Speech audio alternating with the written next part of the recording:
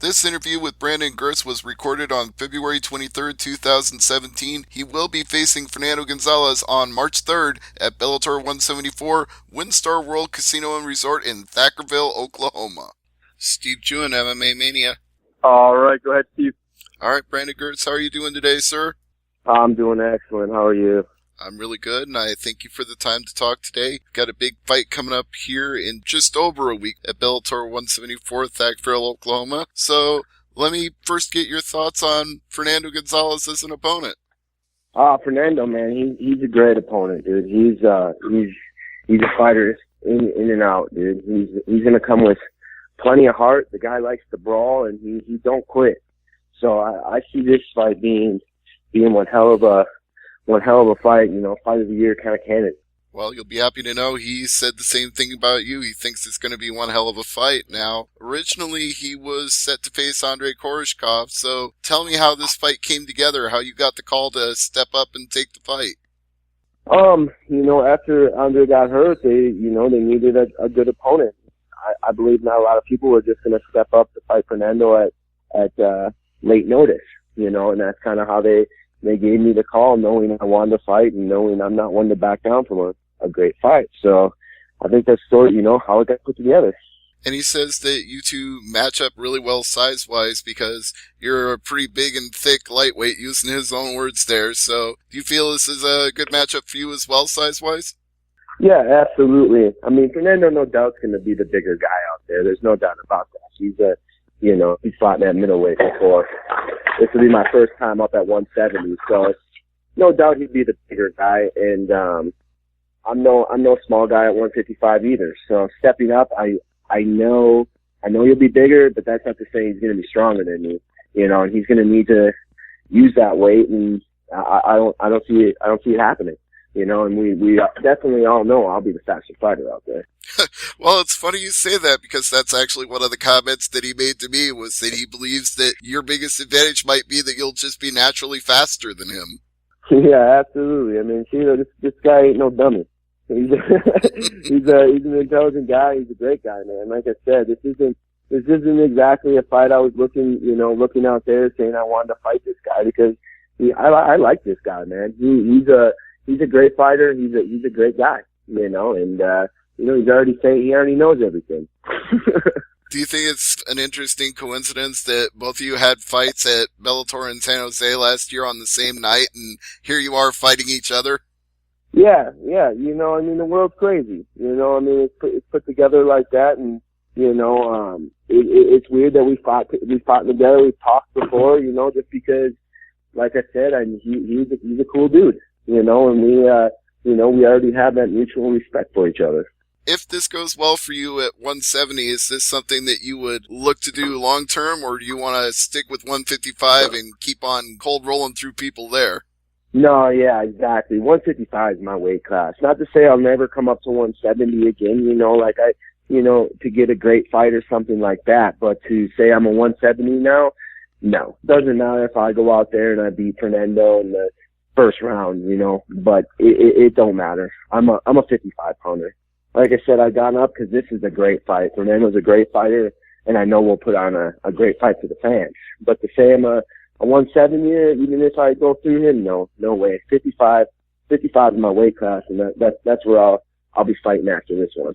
Well, speaking of that 155 division, we've seen a little bit of a change in the waters with the last show in San Jose, because everybody assumed Josh Thompson was the number one contender before he got knocked out by Patricky Freire. So how do you see the landscape of the division right now?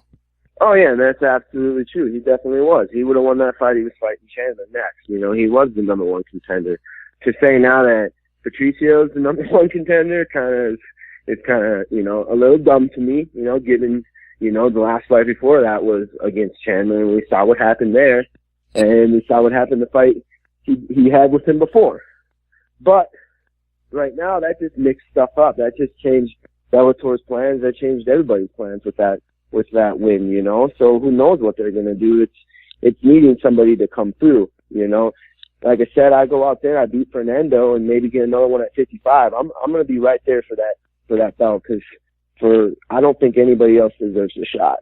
Well, with a recent 3-win fight streak, you'd certainly be on the short list of guys that would come in and be contending for the title. And like you said, when Patricky just got the last time out, it didn't go well for him. And then he came out and knocked out Thompson. You can't necessarily look at him fighting Chandler again and say anything would be different than the last time they fought. So who do you think you'd need to beat at 155 to jump to the head of that line after the Fernando fight? Well, Patricio's probably high on that list right there.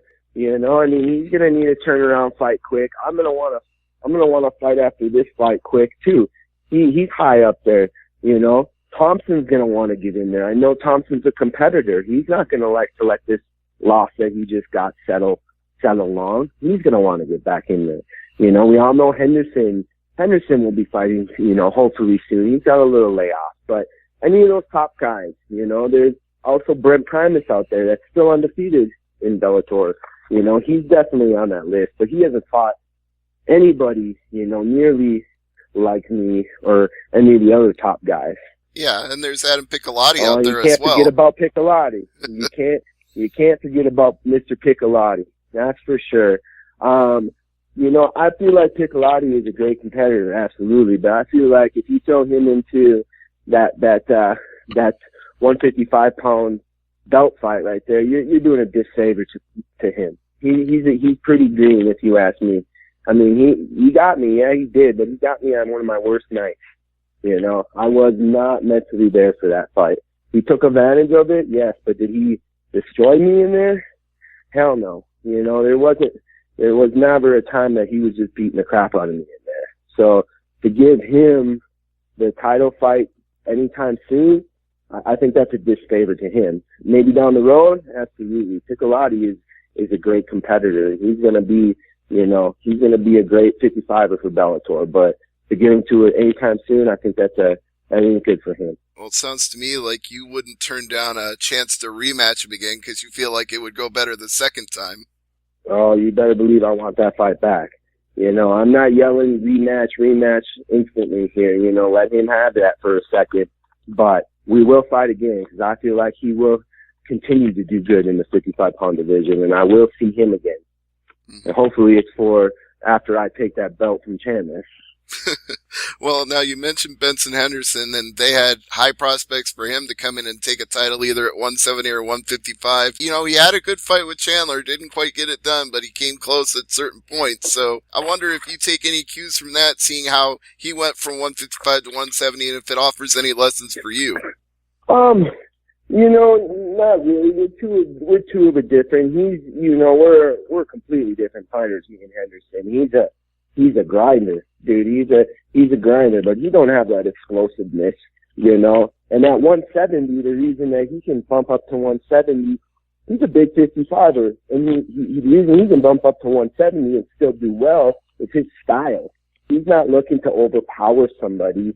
He uses people's powers to their disadvantage. You know, he's a leverage fighter. You know, he's a smart fighter, but he's not out there like Chandler, you know, with explosive power. You know, when going up a weight class kind of changes things with that, you know, bigger, stronger fighters. Him going up to 170 versus me going up to 170 is completely different. He can nullify people's strength. You know, he slows down other fighters. I go up to bring people up. You know, I bring the pace up. He brings the pace down.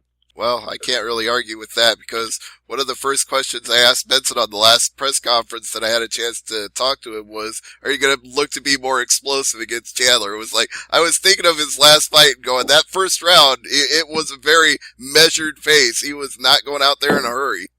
No, he's a smart fighter and he knows how to use his skills. He grinds people out. He's a 5-round fighter. 5 rounds is to his advantage, if you ask me. I mean, you even seen it at Chandler fight. The guy's got one gear, and it keeps going for 5 rounds. Like, he's crazy. He's a very good fighter, but his gear is basically the same from round 1 to round 5, which is amazing. But that's a completely different person than me, or even say Chandler. Not to take anything away from myself and say I can't fight that long, but we all know explosiveness can slow down a little bit. Those 5 or 2s only go for so long. Well, speaking of explosiveness and being fast, is that developed recently with the 2 knockouts in your last 3 fights? Is that something that's just recently become part of your forte? Because you were better known for submissions before that. Yeah, it's definitely, but it's always been my forte. Even those submissions, I mean, going back to the lower levels, a lot of those times I blasted somebody in that first round and they just fell to the ground and I grabbed the submission. I could have stood over them. I could have pounded them out easily. I could have done that. But in the first fights, instincts will always take over in fighting all the time. And when I saw the submissions, I just grabbed them. Not to say I could have pounded them out quick. Could have done either one. So I wouldn't say my style has changed. It's just then we all know the competition isn't as high level. And a lot of those times, they're looking for a way out, you know, and that's kind of what would happen in those earlier fights, that I would hit them with something hard, and then they would go down, and they would just practically give me a submission. Well, we know that Fernando Gonzalez isn't going to be looking for a way out with his long record in Bellator and outside Bellator. So you know it's going to be a war, but I get the feeling you'll take it either way. If you can get the knockout or if you can rock him and get the submission, you'd be happy with either one. Absolutely. That's what this fight is. Fernando he ain't given up, and he's probably never done that in his fight. He's never had a fight like that in his career. So I expect, like I said, I expect this could go to a decision. It ain't going to be a boring decision, though. There's going to be a lot of punches thrown, and I'm prepared for that. I'm not, a lot of the times I believe I'm going to go in there and I'm going to finish somebody in the first round. I ain't going to lie. I believe a lot of people can't handle my explosiveness and what I bring. But with Fernando, I do believe he's one of the toughest dudes I've ever faced, and he's going to be able to take some of these hard punches that I'm going to hit him with. But that ain't going to stop it that they're not going to keep coming for 3 rounds.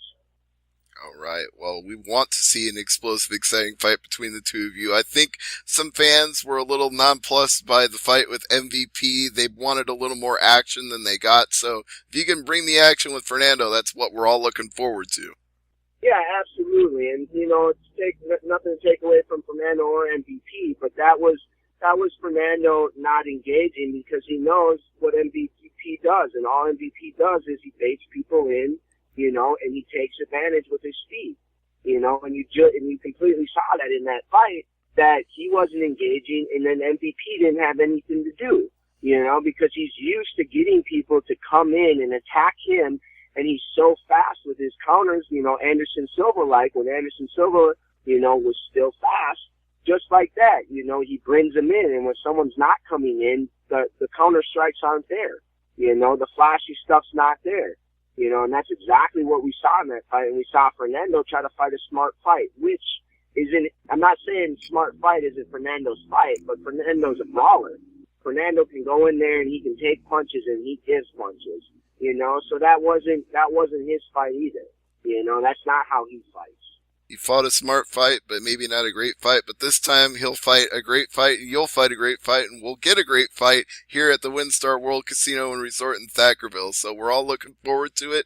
And Brandon, I want to give you this time to make any plugs, sponsors, social media mentions, anything you got before I let you go today. I just want to take time to thank my team at Genesis and my head coach, Jake Ramos, out in Denver, Colorado. If you're looking for a gym, it's we got a hell of a coaching staff with him and Trevor Whitman and all the guys there. I want to thank some of my great sponsors with CW, Charlotte's Web, CBD hemp oil, keeping my brain good and helping out tons of kids with autism. It's a company that's doing huge things out there, and then obviously I got to thank Garden of Life, which is my supplement company that they've been behind my back for the last 4 years, giving me some of the best, all natural organic supplements. I appreciate the time today. Look forward to a great fight at Bellator 174 with you and Fernando Gonzalez. So enjoy the final preparations as you get ready to go to Thackerville, and have a great fight. All right, brother. I appreciate it. Thank you. Thank you, and thank you, Dan, as well.